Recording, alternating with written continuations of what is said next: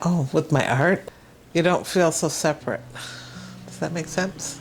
I mean, it's easy to say you feel connected or whatever. That's such so cliche words or buzzwords, but you don't feel separated from life. I guess that's the best way, right? Even gardening, like look at my hands. I said I have to, because I won't garden with gloves. It's like I want to feel my fingers in that earth.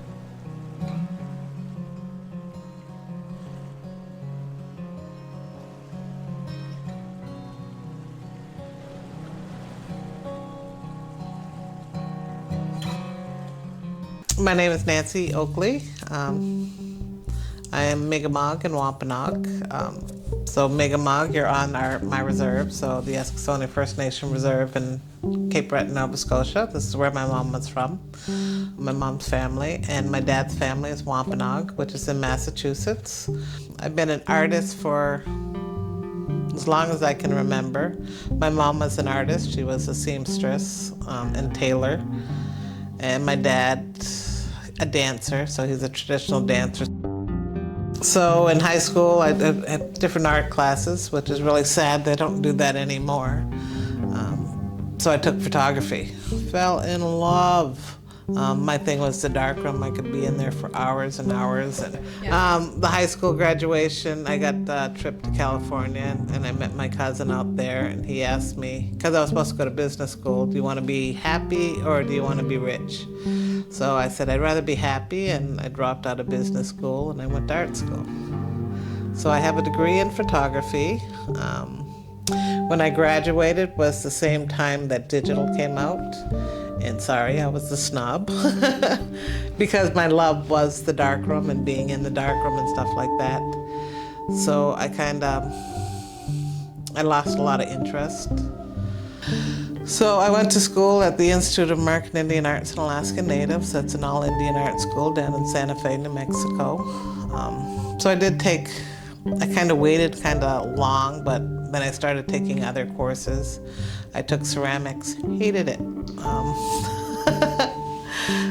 But then I took, because we're down in the Pueblo area, I took one class at traditional pottery where they were making their own clay, hand building, traditionally firing, and just that one semester, and I fell in love with that. I don't know if I do anything different than other people. I mean, it's been around for so long, but so I do the smoke firing and the sweetgrass, and that's incorporating some of the other mediums. I also incorporate basketry. I have them, they're all wrapped up. They just exhibited over in London, England. So I've been mixing pottery and basketry together. I've mixed pottery and beadwork together. They do get bisqued in a kiln. They'd be pure white like that inside. I then do an outdoor firing with seaweed, sawdust, fir tips. And when the clay gets warm enough, it absorbs the smoke from the fire. And I like that because everyone was unique and different. You didn't know how the fire was going to, you can get where it doesn't really pick up much or where it almost gets burnt. And I like that aspect. And it reminded me more of the traditional pottery. And I guess from there, when I realized that the versatility of clay, I became more and more interested in it. Things that I use in my other art forms, traditional art forms like basketry.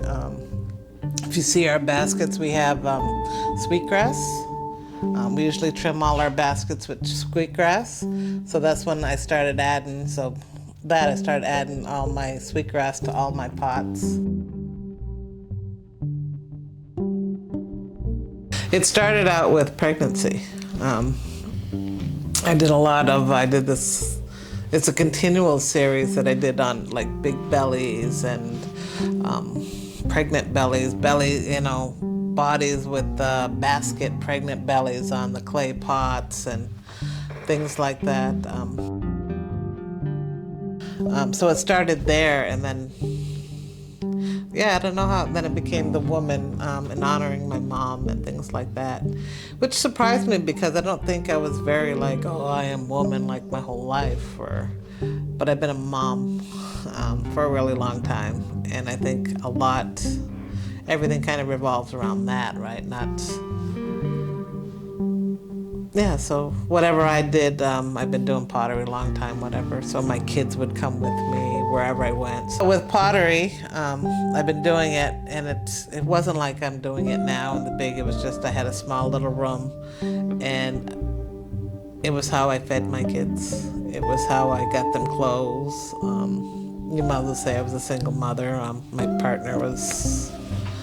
Their dad was not the best, right? Alcoholic. He's gone now. He died. But yeah, I used it. So if I went to a show, and I would pick shows everywhere, like, oh, there's a show in Yukon. Let's see if I get in. And then I would get in and like, okay. And then I would pack the kids up in the car. And because I never did anything alone, it was always me and my kids. And so it was a big thing. So that was the first part of the women's series that became really important, like motherhood and kind of what it means. And I think I was, at that time, my whole existence was, even though I was an artist, was wrapped around being a mother first. And then as years gone by, I have kids moving out and having their own families. And it became more of a connection to womanhood. And it started with that one peaked hat I showed you earlier, which was about my mom. So when I say my traditional pottery, it's hand dug clay. So I get my clay right from my ground. So I'll dig up the clay and you dry it out. Because if you add what's going to take water, a dry cloth or a wet cloth, a dry cloth will. So you dry out your clay, and then I'll get a big bucket of water and I'll just crumble it in there and let it dissolve, and then just kind of mix it up. And then I'll take a screen. I have a fancy one up over there, but I started out with just those splash pads and stuff from the dollar store that keep the grease, but it still has, or a screen from a window. And then let the clay go through there into another bucket. So it'll filter the rocks and the debris and stuff like that. And then just put it aside to dry for a while until it's workable. We add temper, which is another thing you would add to your clay. So the mega mugs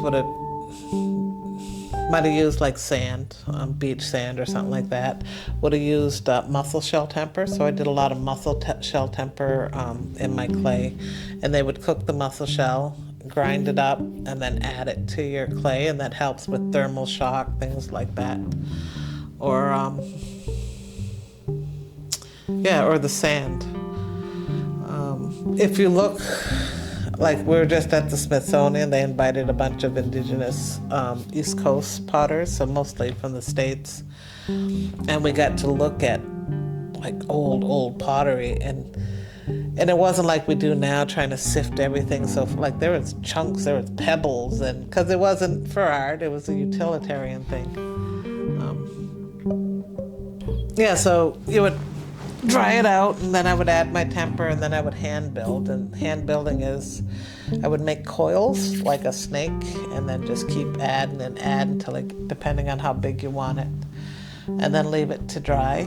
A lot of times I stone polish. I was showing you the stones. One of my favorite, just because I can hold it, because your hands can get cramped too when they get too small. I have a whole bowl of them. When I get a nice day, I'll take these out, build a fire, and they'll just sit around the fire. The fire will be here all day long, and I'll just be turning them. You can do it above ground, but I have just like these, those big metal bins that just sawdust, and I'll put them in. They've already been bisqued in the kiln. They're pure white.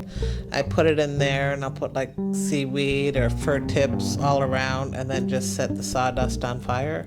And then so that's maybe 45-minute fire compared to, because it's already cooked, so I'm just warm enough so that the clay absorbs the smoke. So there you can get That might be a piece of sawdust, or it might be a fir tip will kind of stay. And I say it's like clouds, you know, like when you were little, you used to look up at clouds. And so it's kind of like that. You can see different things.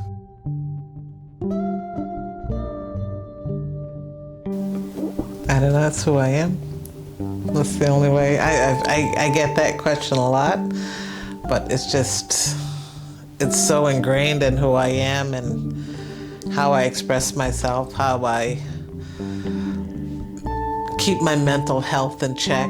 And even as Native art, people are always like, well, how do you feel as a Native artist? I don't know, I'm Native and I'm an artist, and I used to get so offended back, like when I first started, people saying, oh, you're a Native artist, oh, you're a Native. Why can't you just say I'm an artist, right?